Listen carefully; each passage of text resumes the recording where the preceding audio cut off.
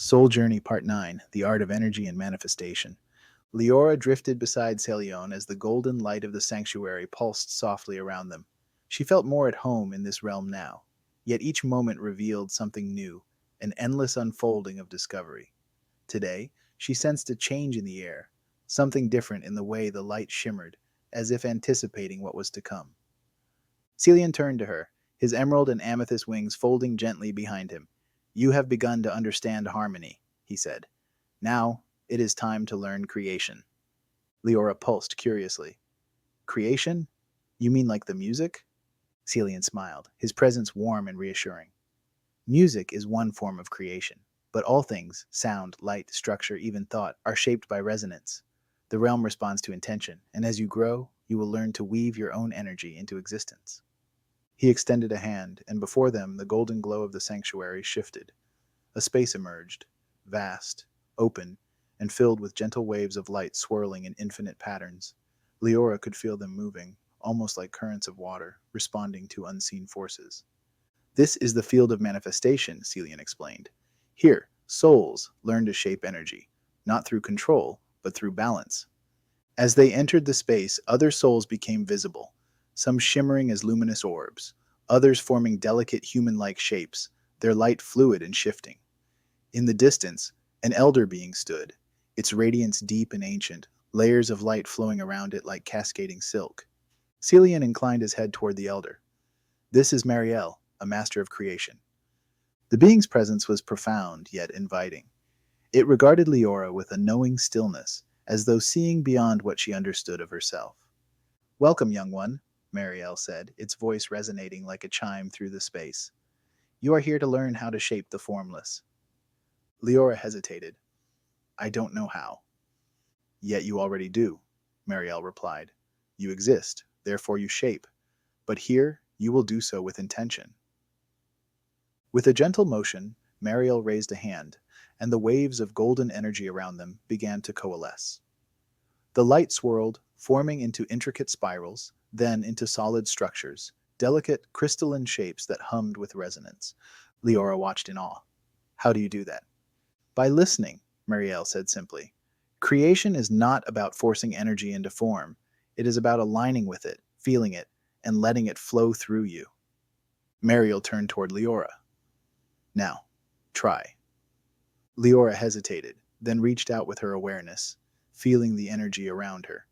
It pulsed softly, responding to her presence, but when she tried to shape it, it scattered like mist slipping through her fingers. She dimmed slightly in frustration. "I can't do it." Celion stepped forward. "It is not about force, Leora. Manifestation is a dance between will and surrender. You must feel the energy, but allow it to move as well." Leora quieted her thoughts, focusing instead on the flow of the golden waves. She stopped trying to push them, and instead simply let them be, reaching toward them not with her mind, but with her being. A shift occurred. The energy gathered, moving in response to her presence. A faint shimmer appeared before her, a delicate thread of light forming a shape.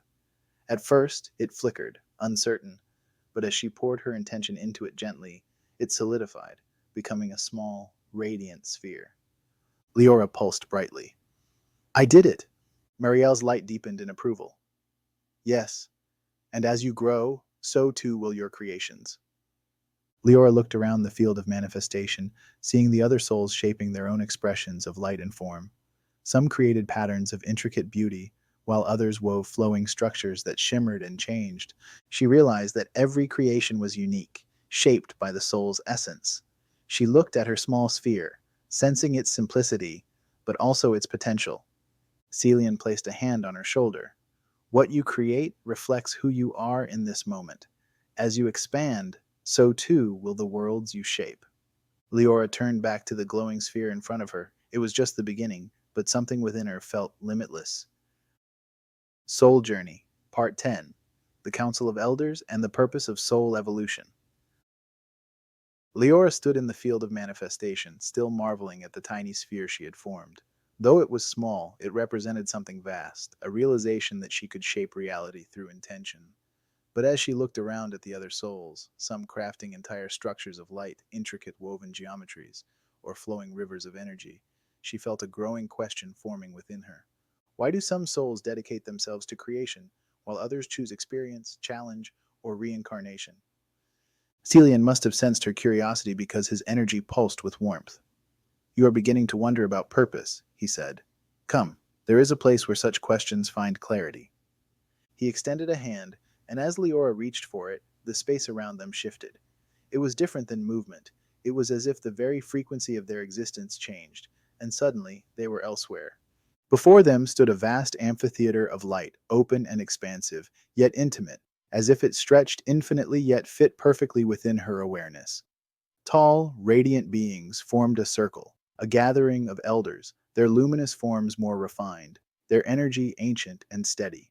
Each one radiated a different signature, some cool and serene like moonlight, others warm and golden like the first light of dawn. At the center of the gathering stood a single being, its form woven of soft silver and violet light, its presence vast yet welcoming. Welcome, young one, the being spoke, its voice resonating like a distant melody. You stand before the Council of Elders, souls who have walked many paths and now guide those still seeking. Liora hesitated. Why am I here? To understand the choices before you, the elder said simply. You have begun to wonder why souls take different paths, why some remain in the celestial realms, while others return to experience growth through incarnation. Leora's light flickered. Yes, some souls seem to focus on creation, but others. I've seen them preparing to go back to more difficult places. Why? A deep, rich voice spoke next, an elder whose form shimmered in waves of deep gold and cobalt light. Because growth takes many forms. Some souls learn through creation, by shaping energy and adding to the harmony of existence. Others grow through experience, stepping into new realities to challenge themselves and expand in ways that cannot be done here. Another elder, luminous and soft as candlelight, added, The divine does not dictate which path you take. You choose, and through choosing, you become more. Liora absorbed this, but more questions filled her. But how do we choose? How do we know what's best? A ripple of light moved through the elders, gentle amusement. The first being responded, That is the illusion of choice, young one. There is no right path, only the one that calls to your soul's essence. Some are drawn to return to lifetimes of challenge, not because they must, but because they desire to expand in ways they have not yet explored. Others remain here, creating beauty and harmony, serving as guides, healers, or builders of new realities. Liora flickered with thought. And some merge back with Source? A stillness filled the space. A deep understanding settled over her as one of the elders, radiant with a soft, violet-tinged glow, nodded. Yes, some souls, after many cycles, reach a point where they no longer need to individuate. They become one with the divine, still existing, but no longer separate. She processed this, her light pulsing softly. It was so much to take in, yet it felt natural, as though some part of her had always known. Celion spoke then, his voice warm. Your path, Liora, is yours to walk. You have only just begun, and already you have felt the call of creation. But there is more.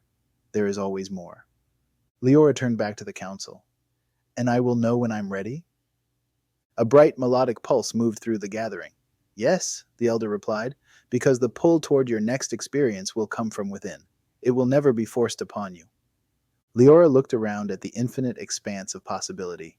Some souls would go on to build, to guide, to compose symphonies of energy. Others would step into new lives, gathering wisdom through lifetimes of experience. And some one day would return fully to the source. She wasn't sure which path would be hers, but for the first time, she understood that she didn't need to know yet. She only needed to keep moving forward. Soul Journey, Part 11. The River of Possibilities and Soul Contracts. Liora drifted away from the Council of Elders, her mind filled with everything she had learned. There was no singular path, no predetermined destiny, only the pull of the soul toward the experience it desired. The realization was both freeing and overwhelming. Celion moved beside her, his vast crystalline wings shimmering in the golden light of the celestial realm. Come, Liora, he said. There is something I wish for you to see. The space around them shifted once again, not in movement, but in resonance. The atmosphere became fluid and flowing, as though the entire reality pulsed with movement. Before them stretched a vast river of liquid light, coursing through the heavenly realm like a radiant current of possibilities. It wasn't water, but something deeper, pure energy, flowing in endless directions, splitting off into infinite tributaries that stretched toward distant realms, worlds, and dimensions yet unseen. Liora stared in awe. What is this? Celion's gaze was soft, yet knowing. The river of possibilities. Every experience, every lifetime, every incarnation begins here. Souls step into the currents, flowing toward the lessons and experiences they are drawn to. As Liora watched, she saw figures standing at the river's edge, souls, some still in the form of orbs, others in more developed luminous forms, waiting. Some were alone, contemplating the currents before them.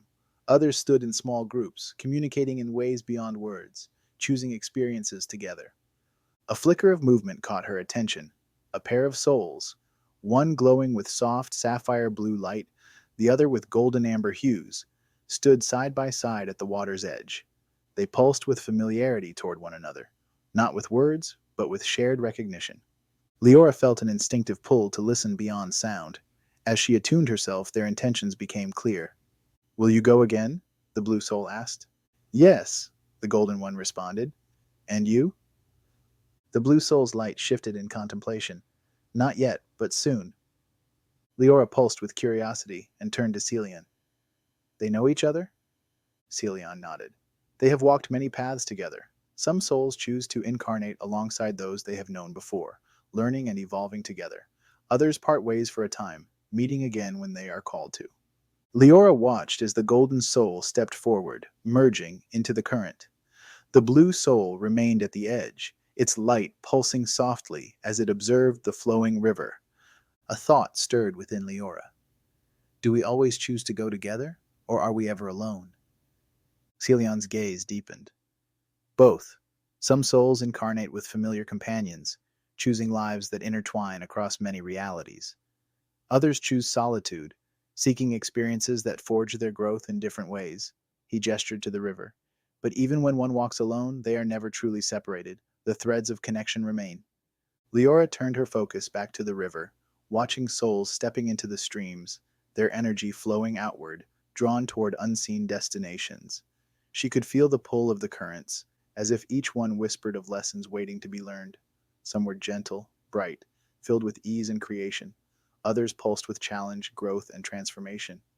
Further down the river, she saw another group of souls gathered around a luminous figure, discussing their upcoming journey. As she attuned her awareness, their intentions became clearer. This time, I will be your child, and I will be your teacher.